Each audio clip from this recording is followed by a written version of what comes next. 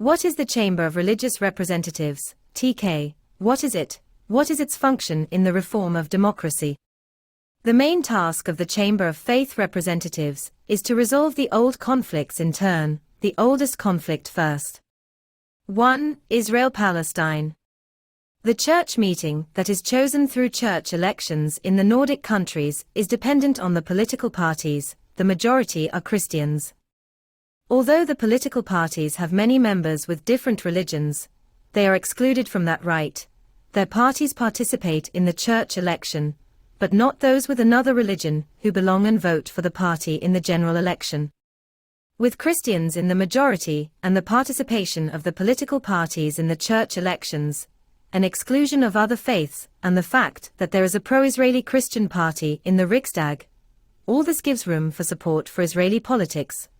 Therefore it becomes impossible to create peace regardless of whether it is the EU or the US taking the initiative for peace. Therefore, it is extremely important to elect a faith representatives chamber, which is free from the political parties, and which replaces the church meeting.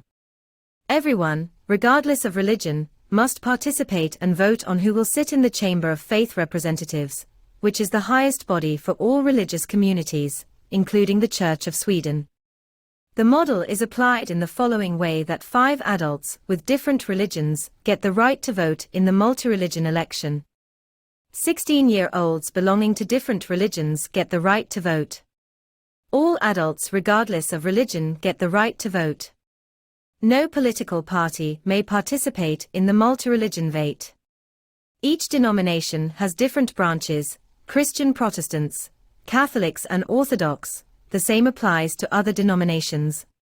Everyone must participate and vote on who will sit in the House of Faith Representatives, which is the highest body for all faith communities.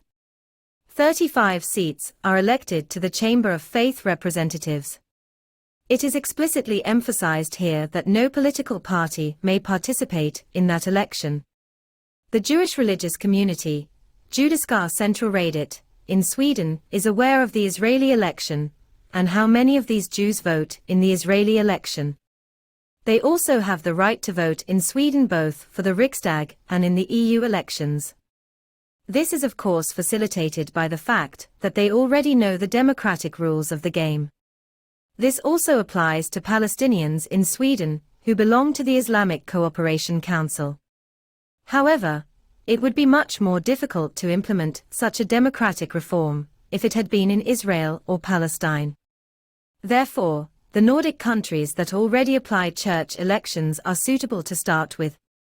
When neither Israel nor Palestine opposes forming a unity government to solve the longest conflict in the world, when the general elections, peace agreements, mediations, wars and weapons have not helped, there is only one solution left, and that is by democratizing all religions, because democracy as practiced now throughout the world has flaws and weaknesses that lead to weak governments.